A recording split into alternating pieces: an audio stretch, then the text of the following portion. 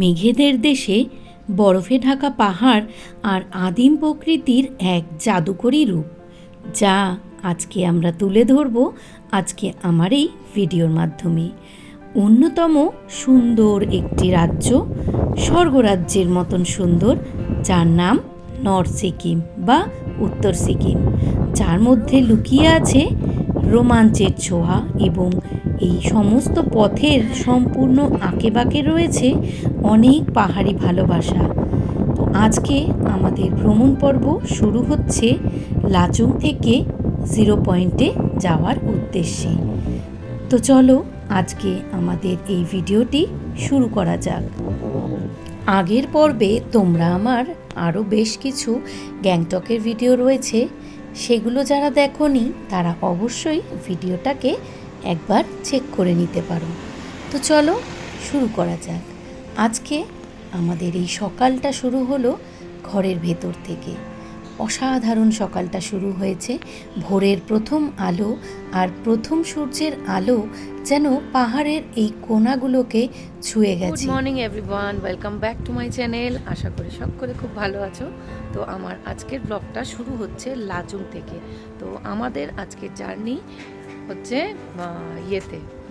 0 পয়েন্টে। আর টেম্পারেচার এখানে প্রচণ্ড ঠান্ডা, মানে কি বলবো, -8-9 তো হবেই, তার থেকে মানে বেশি ছাড়া কম নয়। আর সকালবেলা উঠে ভিউটা যা অসাধারণ, মানে তোমাদের দেখাই। জাস্ট ঘুম থেকে উঠেছি, ঘুম থেকে ওঠার পরেই মানে দূরের পাহাড়গুলোতে বরফ পড়ে আছে। এই হচ্ছে আমাদের মানে হোমস্টে, এখানেই আমরা রয়েছি। এবং যেহেতু এটার মধ্যে আমাদের এই প্যাকেজটার মধ্যে খাওয়া দাওয়া ইনক্লুডেড, তো সকাল সকালই কিন্তু আমরা একদম ব্রেকফাস্ট করে এখন বেরিয়ে গেছি। চলো চটপট তোমাদের একটু ভিউটা দেখিয়ে দিই। কেমন ঠান্ডা লাগছে বলো? ভালো লাগছে। আমাদের কাছে এটা ফিল করতে হয়, ফিল না করলে আর এইরকম জায়গায় এসে মানে কথা বলছি, এগুলোর নাম পুরো একদম মানে তো যাই হোক, চলো চটপট তোমাদের একটু ভিউটা শেয়ার করি।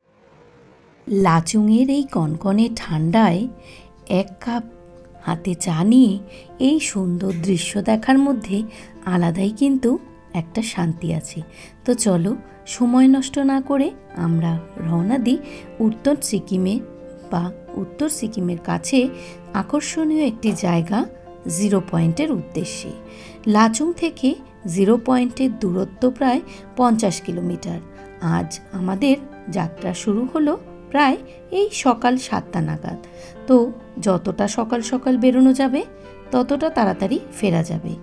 পাহাড়ি আঁক বাঁক, পাহাড়ি নদী, এই সমস্ত দেখতে দেখতে আমরা কিন্তু বেশ পৌঁছে গেছি অনেকটি দূরে। কিন্তু সেখানে যতই বেলা বাড়ার সাথে সাথে ওপরে উঠছি, ঠান্ডা আরও বাড়ছে, কমে যাচ্ছে গাছের সংখ্যা, পাহাড়ি রাস্তা হয়ে যাচ্ছে আরও দুর্গম এবং নদী বয়ে যাচ্ছে খরস্রোতা হয়ে। তো দেখো এখানে আমরা অনেকটা দূর কিন্তু চলে এসেছি।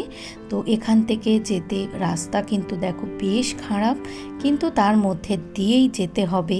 এত সুন্দর একটা জায়গায় যেতে গেলে একটু তো পরিশ্রম করতেই হয়। তো চলো দেখতে থাকো। 0 পয়েন্টে যেতে গেলে বেশ কিছু গুরুত্বপূর্ণ তথ্য একটু জেনে নিতে হয়। সাথে বেশ কিছু জিনিস ক্যারি করতে হয়, যেটা কর্পূর বা অক্সিজেন সিলিন্ডার, ছোট পাওয়া যায় যেগুলো, বা ইনহেলার, এই জিনিসগুলো কিন্তু অবশ্যই ক্যারি করতে হয়। না হলে যাদেরই ওখানে শ্বাসের কষ্ট আছে তাদের কিন্তু এই সমস্যাটা হয়। তো আমরা পাহাড়ি রাস্তা ক্রস করে দেখো প্রায় অনেকটা গাছগাছালার মধ্যে দিয়ে চলে এসেছি একটা সুন্দর উপত্যকাতে। তো এখন আমরা চলতে চলতে মাঝখানে একটা রাস্তাতে দাঁড়িয়ে আছি, যেখানে ফটো সেশনের জন্য দাঁড়ানো হয়েছে।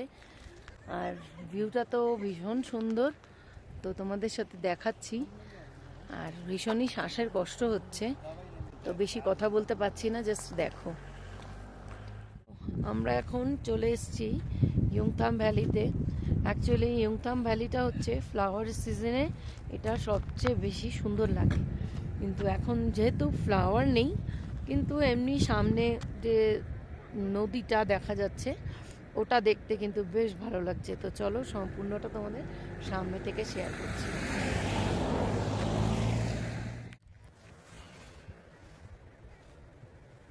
কি ভালো লাগছে। একটু বরফ পড়েছে ওই জায়গাটা। ও হ্যাঁ তো এখান থেকে এই ইয়ংথাম ভ্যালি থেকে এখন আমরা যাব 0 পয়েন্টে।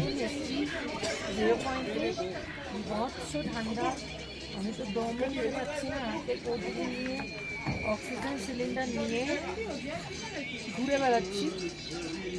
তো চলো বাকিটা শেয়ার করছি।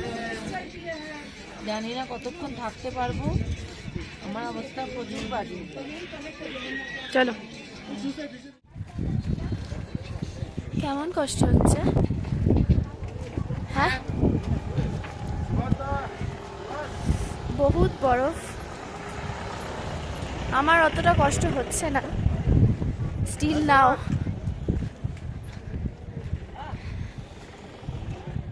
এখানে আছে ছোট্ট একটি নদী, একটা ছোট্ট সাঁকো পার হয়ে ওপারে যেতে হয়। কেমন লাগছে তোর? আসতে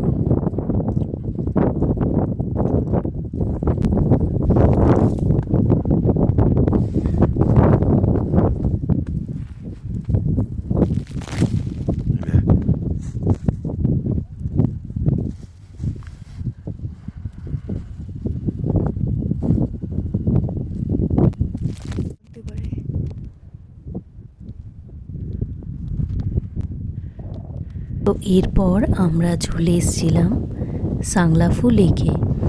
সাংলাফু লেকে এসে আমি গাড়ি থেকে নামতে পারিনি, সম্পূর্ণ এই ভিডিওটি আমার মেয়ে করেছে। গাড়ি আমাদের বরফের কারণে মানে চাকাটা আটকে যাওয়ার কারণে তো আমরা আর উপরে উঠতে পারিনি। তো আমি ওই গাড়ির মধ্যেই বসেছিলাম। আমার মেয়ে, আমার হাজব্যান্ড, ওনারা খুব এনজয় করেছেন, ভীষণ ভালো আনন্দ করেছে ওনারা।